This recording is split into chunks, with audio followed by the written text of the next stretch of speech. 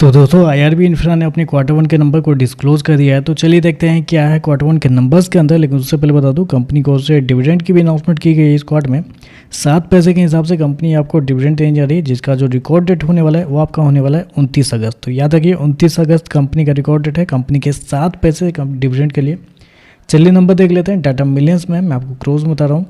तो देखिए पिछले क्वार्टर की बात करते हैं तो पिछले क्वार्टर में कंपनी ने 2149 करोड़ का रेवेन्यू जनरेट किया था ऑपरेशन के थ्रू। पिछले साल 1852 करोड़ के आसपास, जबकि अभी देखें तो कंपनी का रेवेन्यू 2098 करोड़ आपको जाता हुआ देखने को मिला। तो साल से साल जाते हैं तो साल से साल कंपनी के रेवेन्यू के अंदर तेजी आपको देखने को मिल रही है।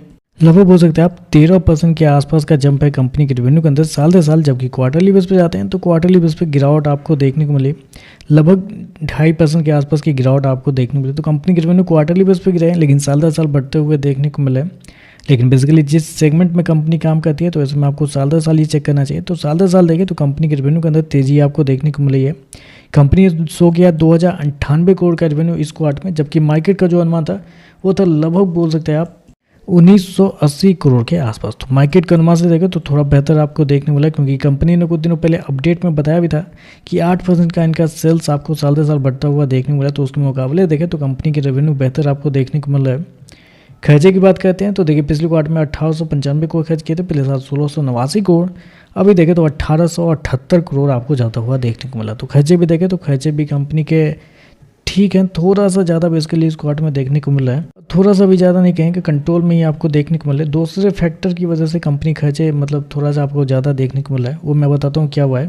पहले प्रॉफिट देख लेते हैं। तो देखिए पिछले क्वार्टर में कंपनी 214 करोड़ के प्रॉफिट में थी, पिछले साल 140 करोड़ के आसपास।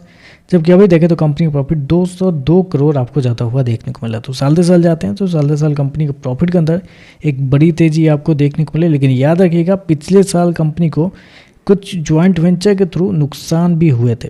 53 करोड़ के आसपास का नुकसान हुआ था कंपनी को ज्वाइंट वेंचर के थ्रू, जिसकी वजह से प्रॉफिट आपको ज़्यादा देखने को मिल रहा है। अदरवाइज कंपनी का ऑपरेटिंग प्रॉफिट अगर आप देखने के लिए जाते हैं तो पिछले साल 282 करोड़ के आसपास था, अभी देखें तो 286 करोड़ आपको देखने को। तो ऑपरेटिंग प्रॉफिट देखें कुछ खास आपको बढ़ता हुआ देखने को नहीं मिला है। क्वार्टरली बेस पे जाते हैं तो यहाँ पे गिरावट आपको देखने को मिली।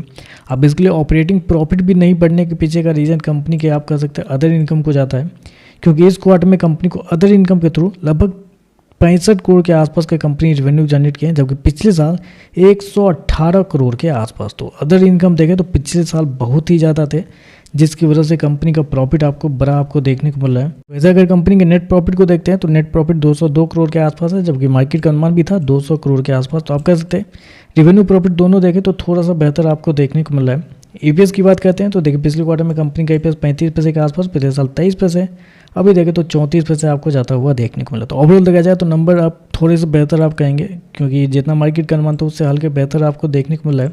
और अदर इनकम को निकाल देते हैं तो कंपनी के प्रॉफिट भी आपको बेहतर आपको देखने को मिला। तो ओवरऑल देखते हैं नंबर अच्छे हैं, बाकी देखते हैं मार्केट इस पर कैसे रिएक्ट करता है।